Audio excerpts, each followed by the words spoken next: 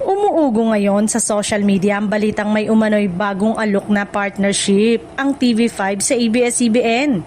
Ayon sa mga usap-usapan, pinag-aaralan daw muli ng Kapatid Network ang posibilidad ng bagong collaboration sa Kapamilya Network matapos sa mga nagdaang issue sa kanilang dating kasunduan.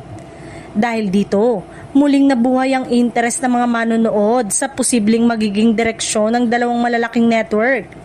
Marami ang naniniwalang bukas pa rin ang TV5 sa ideya ng pakikipagtulungan sa ABS-CBN. Lalo na't napatunayan noon na malakas ang hatak ng mga kapamilya program sa ratings at audience engagement. Ayon sa ilang netizen, kung matutuloy ang bagong partnership, maaari itong magbigay ng panibagong sigla sa free TV landscape at mas maraming pagpipilian para sa mga manonood. Gayunpaman, nilinaw ng ilang observers na wala pang opisyal na kumpirmasyon mula sa parehong kampo. Sa ngayon, nananatili pa ring haka-haka ang balita at batay lamang sa mga impormasyong kumakalat online.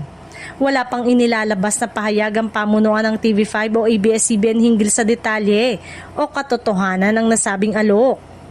May mga nagsasabing posibleng mas maingat ngayon ang dalawang network sakaling muling pumasok sa isang panibagong partnership. Matatanda ang naging mainit ang usapin tungkol sa kanilang nakaraang kasunduan. Kaya't inaasang mas malinaw at mas balancing terms ang isa sa alang-alang kung sakaling magkakaroon muli ng collaboration. Sa kabila ng lahat, umaasa pa rin ang maraming manonood na magbubunga ng positibong resulta ang anumang magiging desisyon ng TV5 at ABS-CBN.